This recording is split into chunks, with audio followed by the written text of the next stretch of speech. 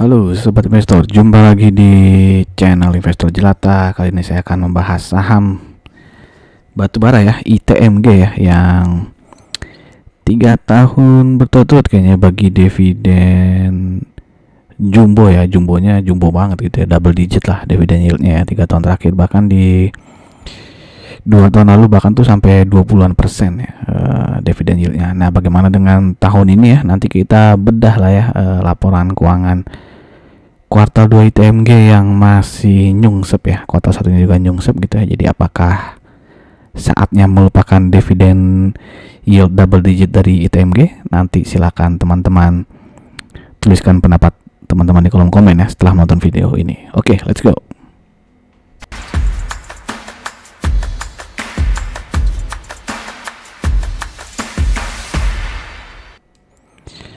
Oke, langsung aja kita ke laporan keuangan dari ITMG tahun 2023 ya, 2023 di mana revenue-nya turun 33% dan profitnya juga nyungsep 57% ya di tahun 2023. Nah, penurunan kinerja ini berlanjut ya ke tahun 2024. Ini adalah laporan keuangan kuartal satunya ya.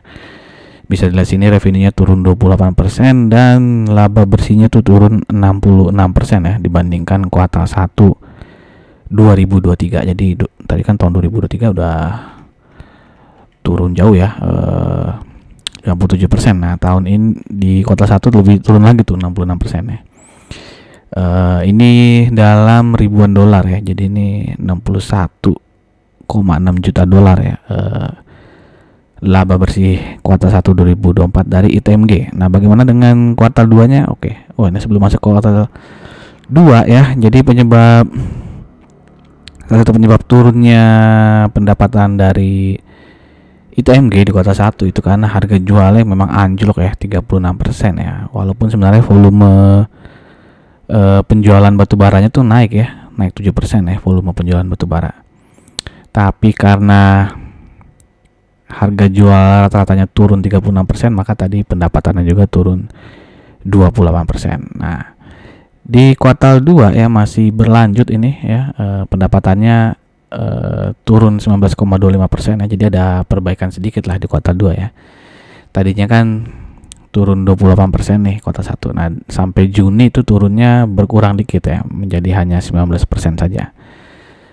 Oke, beban pokok pendapatannya turun 7,93%, laba kotornya turun 39%, dan laba bersihnya turun 58% ya. Jadi laba bersihnya juga ada kenaikan berarti di kuartal 2 nih ya. Tadi kan di kuartal 1 turun 66%, sekarang turunnya agak berkurang dikit, hanya 58%. Oke, untuk harga jual rata-rata sepanjang kuartal 2 ini belum ada infonya dari ITMG. Jadi ITMG akan melakukan public expose ya di akhir Agustus ya, 28 Agustus kalau nggak salah ya. Mungkin nanti ketika public expose dia akan memberitahukan ya volume penjualannya berapa gitu ya, harga jual rata-ratanya berapa gitu ya. Kemungkinan besar akan diinfokan ketika public expose. Jadi intinya sampai kuartal 2 ya, sampai Juni 2024 ini dia masih profitnya masih turun 58% ya. Oke, nah ini bisa dilihat sini ya, revenue di kuartal 2 itu sebenarnya sudah membaik ya dibandingkan kuartal 1 2024 ya, yang tadinya 7,6 triliun udah naik jadi 9,04 triliun. Begitupun profitnya ya, di kuartal 2 itu 1,09 triliun dan di kuartal 1 964 miliar ya. Jadi secara pendapatan maupun profit ya, kuartal 2 lebih baik dibandingkan kuartal 1 ya. Jadi kemungkinan memang karena harga jualnya di kuartal 2 juga mungkin naik ya, atau kalaupun sama ya karena dia kan banyak ekspor ya, jadi pendapatannya dalam dolar Amerika ya. Kemungkinan karena konversi karena USD IDR rate lagi naik ya di kuartal 2 tuh, kemungkinan besar secara rupiah jadi pendapatannya juga naik gitu ya si ITMG ini. Oke, ini tadi yang saya bilang kan dia banyak ekspor ya. Ini adalah di kuartal 1 2024 ya. Jadi penjualan ekspor itu dari seluruhan penjualannya 77,46%-nya adalah ekspor ya, paling besar ke Cina dan Jepang. Bagaimana sampai dengan Juni ya? Sampai Juni itu ekspornya naik ya, menjadi 80,14% dari keseluruhan penjualan. Di mana penjualan terbesar masih sama ya, ke Cina dan juga Jepang. Oke, lalu kita lihat arus kasnya juga. Di sini ada kenaikan cukup besar ya, arus kas dari aktivitas operasi ya, walaupun penerimaan dari pelanggannya turun ya, yang tadinya 1,38 triliun menjadi hanya 1,07 triliun ya. Tapi total arus kas bersihnya tuh naik 55% ya. Ini harusnya warna hijau nih, malah merah ya. Ya intinya naik ya, 55% nih arus kasnya, total arus kas. Oke, untuk harga batu bara sendiri juga ini sebulan terakhir naik cukup tinggi nih ya, sempat sampai menyentuh 150 nih. Jadi di sini resisten yang masih sudah lama ya, tidak tembus-tembus ya. Ini kan di akhir 2023 ini sekitar 150 dolar nih ya. Sempat sampai 150 dolar tapi dia lagi turun dikit ya. Apakah ini akan naik lagi ya? Tidak ada yang tahu ya. Tapi intinya kemungkinan di kuartal 3 ya. Ini kan berarti sampai Juni ya. Juli kan dari sini nih. Kuartal 3 kan dari bulan Juni sampai September ya. Jadi kemungkinan nih harganya ya, ini sebenarnya harapan lah ya. Kita memprediksi kira-kira harga jual rata-rata batu bara di kuartal 3 mungkin akan lebih baik ya dibandingkan kuartal 2 gitu ya. Oke, sebelum kita lanjut ya membahas historis PER, historis PBV dan melihat chart dari TMG, saya mengajak teman-teman yang mungkin saja baru mampir ya di channel ini untuk subscribe dan jangan lupa untuk klik lonceng ya. Dan jika berdasarkan video-video di channel ini bermanfaat, saya minta tolong untuk like, comment, and share-nya. Dan teman-teman juga bisa mensupport channel ini dengan membeli super thanks atau dengan cara simple ya, kalau ada iklan nongol di video ini jangan di skip gitu ya. Oke, terima kasih. Kita lanjut. Saya juga ingin mempromosikan beberapa video yang mungkin menarik untuk teman-teman ya. Ini video-video yang membahas laporan keuangan kuartal 2 dari emiten-emiten yang rutin membagikan dividen ya. Video-video ini bisa teman-teman cari linknya di kolom deskripsi atau langsung aja search di channel ini. Dan di sini ada satu saham ya yang kemungkinan besar akan berpotensi memberikan dividen yield sekitar 13% ya di bulan September nanti ya, di akhir September atau mungkin di awal Oktober. Jika teman-teman berminat menonton videonya, linknya bisa teman-teman klik di pojok kanan atas ya. Oke, sekarang kita bandingkan ITMG dengan beberapa emiten lainnya ya. Di sini ada Adaro, ABMM, MCOL, KKGI dan PTBA ya. Dan mungkin masih banyak lagi saham batubara yang nggak mungkin saya masukin semuanya ke tabel ini ya. Sedang untuk yang Adaro dan ABMM ini laporan keuangan kuartal 2-nya belum keluar ya. Jadi masih pakai data kuartal 1. Di mana sini earning per share dari ITMG yang paling besar ya, 3.853,6. Untuk PER sendiri TMG masih cukup rendah ya, 6,85 ya, tapi di sini yang paling rendah adalah KKGI 3,08. Berarti di sini TMG paling besar kedua ya. Oh enggak deh, masih ada MCOL dan PTBA yang lebih besar pada TMG ya PER-nya. Untuk PBV sendiri TMG masih di bawah 1 ya, ya udah deket 1 sini ya, 0,99.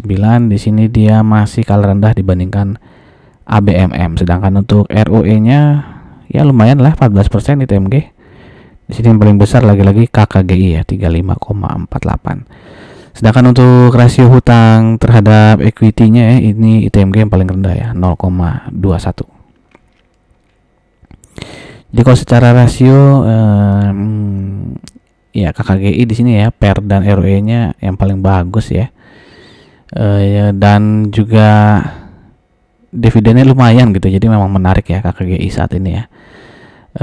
Walaupun kalau saya pribadi ya lebih suka Adaro sih ya. Apakah teman-teman ada yang seperti saya ya di saham batubara lebih memfavoritkan Adaro gitu ya? Silakan tuliskan pendapat teman-teman juga ya. Sebutin aja ya favorit teman-teman di saham batubara apa gitu ya. Oke, lalu ini adalah historis PER dari ITMG 5 tahun terakhir. Itu PER-nya ada di 6,93 ya. Saat ini dia di 5,7 sehingga sedikit under value ya berdasarkan historis PER-nya. Bagaimana dengan PBV-nya? Ya, itu ya masih under value juga ya kalau berdasarkan historis PBV-nya, di mana rata-rata PBV-nya itu di 1,28 ya selama 5 tahun terakhir. Sedangkan saat ini dia di 1,02 ya, dengan book value saat ini di 25.771,71. Jadi kalau kita asumsikan harga wajarnya ITMG ini adalah ketika PBV-nya 1,28, maka harga wajarnya ada di 32.987,79. Dan di hari Selasa ya 20 Agustus dia closing di 26.400, sehingga margin of safety-nya masih cukup besar ya, 24,9%. Ini adalah chart weekly dari ITMG ya. Dia all time high-nya tuh 57 ribuan nih kayaknya ya. Udah lama nih, 2010 ya. Udah 14 tahun lalu ya. Oke, dan saat ini dia ya ini seperti membentuk ascending triangle ya, dimana ya bisa naik ya, kalau dia break resisten ini bisa naik ya, tapi kalau dia tembus ke bawah ya tanda-tanda akan turun ke bawah ya, dengan support terdekatnya ada di 25.500 ya, lalu support selanjutnya ada di 23.600. Sedangkan kalau dia berhasil break ke atas ya, maka resisten selanjutnya ada di 27.350 ya, dengan resisten selanjutnya adalah di sini ya, 28.425. Jadi silakan teman-teman mengkalkulasi ya risk and reward ya. Kalau entry di harga sekarang nih kayaknya risk and rewardnya 1:1 ya, lagi ada di tengah-tengah antara support dan resisten ya, si 26.400 ini. Oke, dan sekedar info aja, di sini masih banyak gap ya di atas ya. Di sini ada gap 30.000 ya, lalu di sini juga ada beberapa gap nih ya, 1, 2 ya, 3 ya. Yang gap paling atasnya itu adalah di 40.350 ya. Jadi apakah akan tertutup ya, kita nggak tahu ya, tapi ya boleh berharap lah ya, minimal gap 30.000 tertutup lah gitu ya. Oke, secara EMA ya dia sudah closing di atas EMA 20 nya, jadi secara short term bisa dibilang uptrend ya, tapi dia closingnya pas banget ya di garis EMA 200 ya, jadi ya belum bisa dibilang secara long term uptrend ya. Oke, ini adalah historis dividen dari ITMG ya, dimana di tahun lalu dia dividen payout ratio-nya 65% ya. 2 tahun lalu juga mirip-mirip tuh, 66%, 68% ya. Dengan di sini earning per share ada di sini ya, kuartal 1 tuh 865 rupiahan, kuartal 2 1007,29 ya. Jadi kalau kita anggap performa kuartal 3 dan kuartal 4-nya sama seperti kuartal 1 dan kuartal 2, maka bisa diasumsikan ya di annualize itu earning per share di tahun 2024 ini sebesar 3.745,36 ya. Nah, kalau earning per share seperti itu ya, dengan asumsi dividen payout ratio ini kenapa saya tulis 63 ya, 65 harusnya ya. Nah, ini ya. Jadi kalau kita asumsikan dividen payout ratio-nya sama seperti di tahun 2023 ya, 65% ya ini. Maka potensi dividennya adalah 2.434,48 ya. Kalau kita bagi dengan harga saham penutupan tanggal 20 Agustus ya, yaitu 26.400, maka potensi dividen yieldnya adalah 9,2% aja ya. Kenapa saya bilang aja ya, karena tahun lalu kan dia dividen yieldnya itu bisa sampai 17% ya, double digit ya. Jadi ini ya hampir setengahnya gitu ya, makanya saya bilang 9,2% aja gitu ya. Walaupun sebenarnya 9,2 mah udah gede banget ya, lebih dari 2 kalinya bunga deposito yang dijamin negara ya, dijamin LPS ya. Nah, itu tadi kalau kita asumsikan ya, dengan cara simpel ya, 3.745 ya, kita setahunkan aja tadi ya 2 kuartal ini. Nah, kalau kita sedikit agak optimis ya, kan dari kuartal 1 ke kuartal 2 tuh ada kenaikan earning per share sebesar 16% ya. Jadi kalau kita asumsikan kuartal 3 juga itu lebih tinggi 16% dibandingkan kuartal 2 ya, maka di kuartal 3 itu dividen lagi earning per share-nya adalah di 1168,45 ya. Nah, kalau kuartal 4-nya naik lagi 16%, maka earning per share kuartal 4 itu di 1335,4 ya. Nah, kalau kita jumlahin ya 4 kuartal ini, maka totalnya di 4.376,53 ya, dan kita asumsikan dividen payout ratio-nya lagi-lagi 65%, maka potensi dividennya adalah di 2.844,74 ya, sehingga potensi dividen yield-nya sekarang double digit nih, 10,77 aja tapi ya. Oke, 10,77%. Nah, kalau kita mau lebih optimis lagi gitu ya, karena kan di tahun 2020 ketika laba dari si ITMG itu turun nyungsep dalam ya, karena pandemi ya, itu dia menaikkan dividen payout ratio-nya ya 90% tuh jadinya. Nah, kalau kita asumsikan juga ini kan 2024 agak-agak nyungsep ya dibandingkan 2023 tuh. Nah, kalau dia mungkin berbaik hati ya bagi dividen payout ratio-nya 90%, maka potensi dividennya adalah di 3.938,88 ya, sehingga potensi dividen yield-nya adalah 14,9% ya. Nah, teman-teman, menurut teman-teman yang mana nih ya? Kalau ditanya pasti kita berharapnya yang 14,9% ya. Tapi kalau teman-teman menilai secara objektif, kira-kira berapa nih potensi dividen yield dari ITMG? Apakah sekitar 9%-an atau double digit tipis-tipis ya 10,7%-an atau yang 14,9%? Atau teman-teman punya tebakan lain ya, prediksi lain, silahkan tuliskan di kolom komen ya, saya tunggu ya. Terima kasih. Sampai jumpa lagi di video-video berikutnya. Salam jelata, sukses.